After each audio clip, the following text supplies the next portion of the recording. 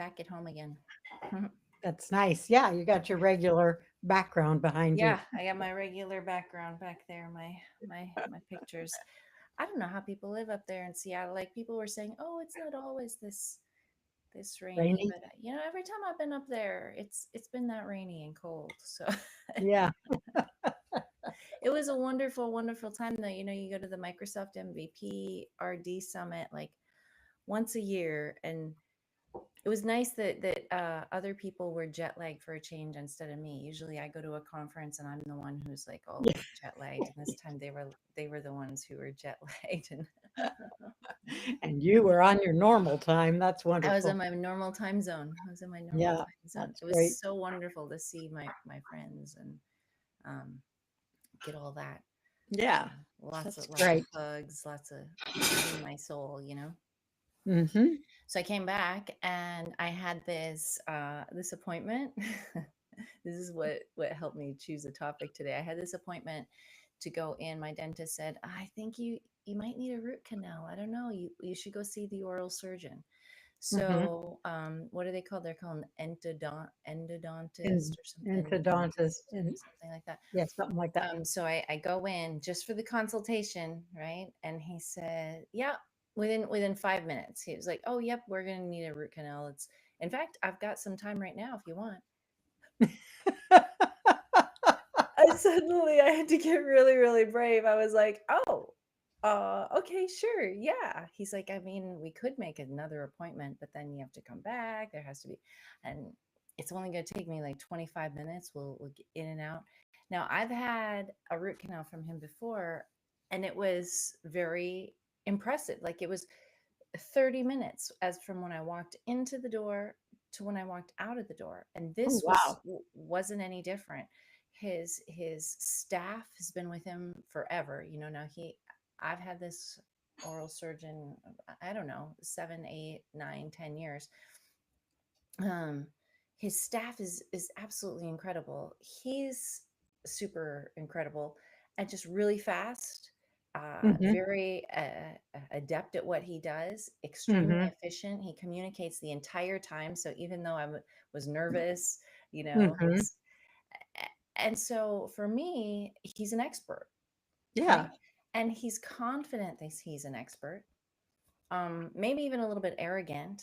Surgeons tend to be, right? I was talking to my therapist about that last week. Mm-hmm. um, it's not the same in tech. Now we'll have some people who say they're experts, or some people who, you might come across like the diva or the cowboy coder who can be kind of arrogant. But usually in my experience in tech, people do not call themselves experts. And I mean, I've got a friend, for example, we have a mutual friend who uh, has been what I would consider an expert in AI for many, many years, and they decided they were going to go back to school to get a higher education degree, bachelor's, master's, now onto their doctorate, um, to be confident that they can say, "Yes, I'm an expert." Now, I would have Yeah. already said they're an expert. They are already working in the field, advising, working on projects, changing lives. Mm-hmm. But for them, they needed the piece of paper, not just a bachelor's, not just a master's, but a doctorate in their field. Mm-hmm. So I want to talk about that today.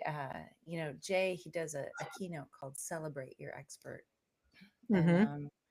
it's interesting, and the way in development, how developers, not in general, will say that they're an expert. What's your experience in that? Oh, good morning, I Tanisha. agree. Developers don't tend to say, I'm an expert in blah, blah, blah, whatever the field is, um, even when they are. Yes. Uh, they might say, yeah, I know AI, or I know how to build blah, blah, Right. blah. Um, and people know that they're the person to go to when you're working on a particular project. But the word expert isn't usually used. Yeah. Uh, So my husband is an expert in Thomas Hobbes's philosophy. Thomas Hobbes was a 17th century philosopher. Um, and his expertise is recognized. He's recognized as one of the top 5 experts in the world. Mm, He's published many books on Thomas Hobbes, scholarly books, and he's quoted. If you want to know something about Thomas Hobbes, he often gets quoted. That's the result of years of dedicated study and yes. research and and going to archives and in Nottingham to find out, various very tiny details about Thomas Hobbes's life. He is a recognized expert, and he doesn't go around saying, "I'm an expert." I do. I say, "My husband's an expert." Yes. Uh, I think people don't tend to say, "I'm an expert." Right. Uh, yeah, I and mean, it even comes from years of work, years of research, years of really studying whatever the field is that you are now the recognized expert in. And you know that's different for people. That's different from just saying, "Oh yeah, that guy's good at that." right, She's right. good at that. Well, I think a big part of it too is, they say like whatever you do 10,000 hours of, you're an expert in, Hmm. right? So that's a good framework. So if Yeah. you've done 10,000 hours of a thing, Hmm. then it's a good metric for somebody to say, all right, yeah, I can say I'm an expert, which developers do. I mean, they learn things there. I think a big part of it, there's a few things, because I was talking to Jay about this, about how he came up with his talk, Celebrate Your Hmm. Expert. A part of it is that as developers, we're always learning. So in Right. the tech industry, there's always someone who maybe figured it out in a different language, figured it out before you, um, made, developed a language, somebody who is using it in a different use case. So Hmm. then you think, oh, well, I don't know all of those things, so I'm not Hmm. an expert on it, which is Well, so interesting that's an in interesting this point. field. It's something you just pointed out. The field changes, Hmm. and so 10,000 hours is a lot to do in anything before it's already gone. That's true. But I think people would be willing to say something like, "I'm an expert in the history of computing." That that's a different thing. That's the history. That's something that's solid and not really changing that much. Uh-huh. But to say you're an expert in something that's still changing, something that's still mutable, I think uh, that's a part of it. yeah. So Yeah. recognizing that you're an expert for now in what is now Yeah. probably means you were studying it when you were in grad school or in an undergraduate program. You've been studying it and you've really worked on it, and maybe you've done a master's thesis on that topic, and Mm. it's still present. It hasn't yet gone into history. Maybe that's okay to say you're an expert at that. Uh, Yes.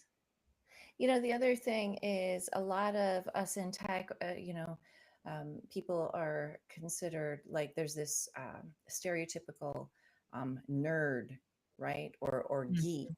And so mhm. maybe people have been bullied because in Oh, school yeah, they were picked showing on, off. and they're showing off, right? They're showing off.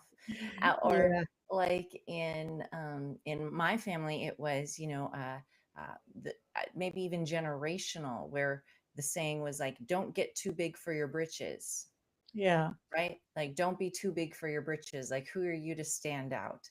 They call it, I guess, in Australia, there's tall poppy syndrome, right? Like oh, the right, poppy right, that right. grows too tall, you got to cut off the head because it's too tall, and bring it Yeah, back down to everybody else's level. Or right. And so there's a bit of that too, I think, in when we're talking about why developers don't consider themselves experts, or they're not comfortable saying, I'm an expert in something, I'm an expert in this, I'm an expert in that. Well, I don't know why they're reluctant to say that, but I agree with you that they are. However, I think it's reasonable to say that some people are experts Hmm. in a particular language or development methodology, Hmm. or if I had a friend who was an expert at tracking changes for software development projects. He knew his stuff. He knew how to set up all the files and track the changes, and he was an expert at that. And you would hire him because he was an expert. Right. And there are people who have reputations as being an expert. Sure. And so, go to that guy. He really knows what he's doing, or she really has that AI, that user interface down, and is so bright and so creative. And so you would say that person is an expert. Um, I think, is it then a situation where if people are referring people to you all the time, yeah. can you just go, all right, well, they can't all be wrong, right? I had a coach who would help me because I'd be, oh, but I don't know this and I don't know that, and why are people asking me about career transitions? How come people are coming to me for emotional intelligence and coaching? And who am I to offer emotional intelligence help, emotional resilience help, and skills to people when my life is so chaotic? Hmm. And a part of that was, a, because my life is so chaotic, that makes me an expert because I'm doing it, even though it may not feel like it. I am navigating it. And then the second part to that was, well, they can't all be wrong, Yeah. right? They're coming to you because there's value in that. So that would make you an expert. You would Yeah. be an expert. And also, you have done 10,000 hours of this, and you are the person that people go to. And it's okay to say expert. I did finally land, every now and then I'll say emotional resilience expert. I feel Hmm. comfortable in that because through emotions and all of the resilience that I've built up, I'm definitely an expert. If you've done 10,000 hours, if 10,000 hours makes you an expert, then definitely emotional resilience is my expertise. Yeah. Yeah. But And when we talk about developers, I think in a certain language, or being more confident, and not wanting to be arrogant, or not wanting to get too big for their britches mhm. in this field specifically, I think that people struggle to call themselves experts, even though what other people would consider them an expert Yeah. in the field. Yes. And so when everybody considers you an expert, you have to own it and live That's it right. and be it. Recognize that you are an expert and own it. I think so. And I think we need more of that in our industry overall, because in general, now again, there are people out there who are arrogant and who are cowboy coders, and who think they're experts when they're not. That's going to happen in a population of people. But when we look at the industry, like I said, when we compare it to surgeons who are Mhm. extremely arrogant, who, I had a procedure a few years ago with complications, and I kept going back to the surgeon, and I was like, it's not quite right, something's not right, something. And they were like, nope, everything's right. They knew, right? The tests are fine, this is fine, this is fine, the things that they tested for anyway, it all looked Mhm. good, even though I kept saying not so much. And this happens in the medical industry a lot of times with women, with people of color, people who are underrepresented, they sometimes don't get heard um, as much. Their concerns don't get heard Hmm. uh, as much in that field. But even like when I think about my hairstylist, like my hairstylist is an expert. I love what she does with color. She's definitely a color expert. Um, and sometimes I'll tell people or introduce her and be like, she's so amazing. She's great. And she's like, well, I know how to do hair. Like, but Yeah. you've been doing this for, a while, 15 years. You're the only one who touches my hair for sure. And I've sent you so many people, and everywhere I go, people go, oh, I love your color. You're a color expert. This is amazing. You're fantastic. And I think only in the recent years has she been a little bit more leaning toward, yeah, I can own this. Yeah. I can own this. So I think our culture has ingrained in us that you don't want to be too big for your britches, and you don't want to be the tall poppy. You don't Mm, want to be the one who's standing out there shouting to the world, I'm great. mm, Um, Follow me right. off the cliff." Right.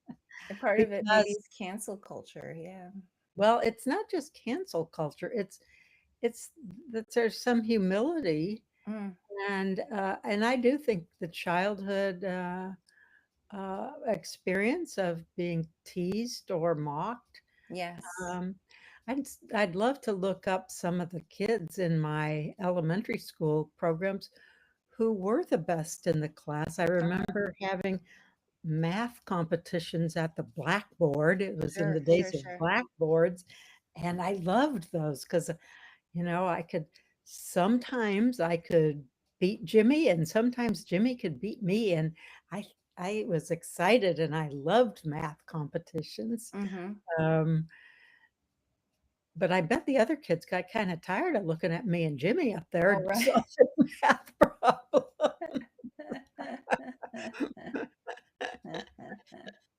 Right, So, right. there's something about humility that is that keeps us from just boasting about being an expert. So tell me more about what Jay says about being owning your expertise and Yeah, his talk is so much about imposter syndrome and about how uh, in the the world of tech, in the industry specifically of tech, there needs to be more of a celebration of our expert and what we're talented mm, at and what we're mm, good at.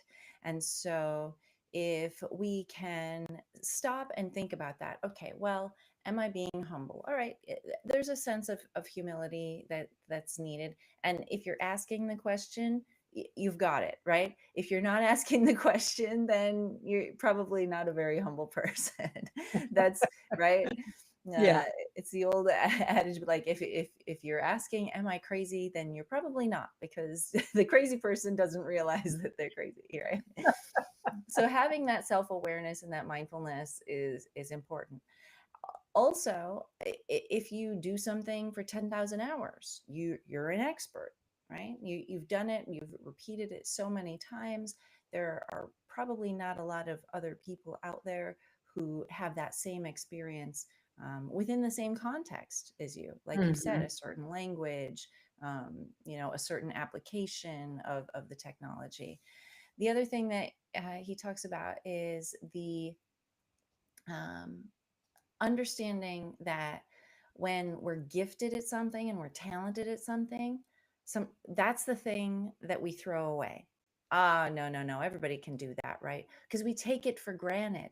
We take it for granted that um, we think in a certain way. And a lot of people in tech tend to be neurospicy, right? They're ADHD, so they're hyper Mhm. focused, and they can get to that 10,000 hours no problem.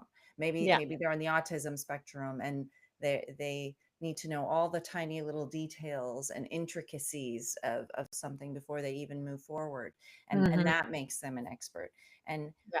maybe we love doing it. So you just sit there and you pop up a website for fun on the weekend. Like my friend Lemon will Right. just figure out a new technology and go, oh, let's make something ridiculous with this. And he'll, go make a ridiculous website because of that, and those approaches, all of those encompassing together, right? Mhm. Then you're very much likely to be an expert because you've done it so many times, because you love it, because you're actually questioning and you have the self-awareness, because it's a gift, and maybe you've taken it for granted and you just think, well, everybody could do that, right? I remember thinking that, I was young. I figured everybody felt the same way I did. I didn't know any Yes. better. And then I started working with a colleague of mine who happened to have a office next door to mine, and we'd worked together for many years. And so we were solving logic problems for a break. We'd take a Hmm. break and solve some logic problems. And I realized that he thought very differently from the way I thought. And I looked, in looking at his code, I was completely baffled because he would do things in a very circular way, and I Uh, would do things in a linear way. uh-huh. Uh, so he loved to code in Lisp, and I liked the more straightforward functional coding. So Hmm. um, Hmm. it was interesting to me to observe. I knew he was every bit as smart as I was, or Uh-huh. smarter, Yep. and that he and I thought so very differently. It was helpful to understand that people think differently. And so his expertise was in being able to solve problems in a way that I couldn't. And Hmm. my expertise was being able to solve problems in a very straightforward way. And I'd be very quick. I'd solve the problem, I'd figure it out, bam, write the code, done. And Uh-huh. he's exploring multiple ways Ah, to solve the problem. So he wasn't as quick, but when he was done, he had, three solutions and a proof. And, right. and I had none of that. And I'm like, well, why were you doing that? So Yeah. Right, right, right. So Uh-huh. we were very different, but it was so interesting to see how different ways of thinking provide expertise Mm, in solving problems and approaching problems that are very, very difficult. yeah. So when you approach a difficult problem, it's so great to have on your team people who think differently from you. And that's sometimes the neurospicy ones. And sometimes it's just people from a different background who have a Yeah. different way of thinking. Um, I really like the low end part of the code, the code to the metal, assembly language, stuff like that. Other friends of mine really like writing the user interface. And I used to think, oh man, who would want to do that? Mm-hmm. And then I Mm-hmm. thought, oh, I'm so glad they want to do that because then Yeah. I don't have to. So, That's great. it's good to have that variety and expertise from another person in a different zone. Oh, yeah, she's an expert at that user interface stuff. So I don't have to do it. That's great. I Uh-huh. love that. I'm going to work with her. So, you know, I think this can translate to, is we wrap up here, into interviewing, right? A lot of people right now, uh, there's so much competition right now for yeah. interviewing. I mean, I have entry level grad students with master's degrees, who are struggling to find job placement. Um, I have another friend who had been searching for 3 years in the job hunt. But I think this can translate into the uh, interview process when people ask you, right, or what are you an expert in, or how Mm, has this gone, or have you had any experience with this. And interviewees think, oh no, I haven't had experience with that, so I'm not an expert in this field. Oh, I only know this framework, but they just released the latest version last week, and I haven't sat down for 50, 60, 100 hours to learn the new the new version and all the intricacies and all the changes, so I'm not an expert. And I think that people maybe in their interview process are too humble Yeah. because they don't know everything or all the frameworks, or their tech stack isn't completely from top to bottom. So what's some advice that you would say? Because I know that you've led a lot of teams and you've done a lot of hiring. What's some A lot of advice? interviewing. A So lot of interviewing. What's some advice that you would give to people who don't consider themselves experts? very, very concrete advice. People remember stories. So prior to your interview, think about cases in which you have accomplished something that gives you some level of expertise. Maybe you're not the top level of expertise, but say you've accomplished something. And consider what you did, what obstacles you overcame, how that worked out, what was the result, and then create the story around that. Well, I'm not an expert at, the thing you just asked me about, Uh-huh. but I am an expert at this. And let me tell you what I did to accomplish X goal, and then go into the story. I was assigned to work on blah blah blah, and there was a big snafu, and I did these things to overcome it. And the end result was we got a tool out to the public, and everybody loved it. And the social media accolades came in for this tool we wrote. And so I am an expert at that, and I can translate my expertise and my experience into whatever new project I need to work on. So Ah, you just make it yeah, into a story, but right. you have to understand what your audience cares about. What does that interviewer who's asking you a Hmm. question care about? They care if you can get the work done. Right. They care if you can produce for them. They care if you are a dedicated, hardworking person. So tell them a story about what they care about. Hmm. Before I ever interviewed with anybody, when I was on the interviewee side, Hmm. I would always spend time researching, what does that company need? Yeah. What are their competitive threats? What is it likely that they care about? And think about, what have I done that can address that concern? Hmm. And and then craft your stories around that, and be ready with your stories when they ask you a question. Yeah, that's a really good advice. I like that. People do remember stories. They They and, do and they remember. connect. They connect Yeah, more through yeah, storytelling. and Yeah. make eye contact while you're telling the story. Right. Right. Remember the joke about how do you tell an introvert extra introvert engineer from an extrovert engineer? Mm. The extrovert engineer looks at your shoes.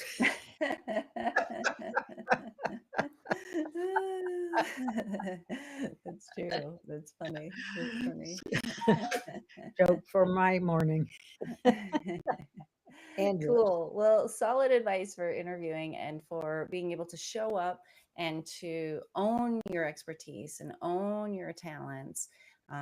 Whether you're interviewing or whether you're pitching to a new investor, or maybe you're going after a new contract that you want to sign, and ways to approach it so that when you are there and Mhm. you are um, sitting in the, well, interview space, if you're sitting at the table with people, the main thing would be to own your expertise, to know what you're good at, to know how to present in a way that is going to tell the story of how you can help that person, tell the story of how you can help the company, tell the story of how you can help the organization solve their problem.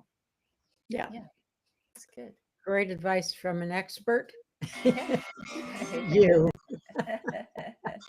Excellent. Well, I guess I will talk to you next Wednesday. We are going to be here again at 7 a.m. Pacific, 9 a.m. Central. And then, of course, on Friday, we have our monthly workshop. So everyone can get tickets. They're $27 on luckyandleslie.com. And you can join our workshop where we actually role play these scenarios and communication.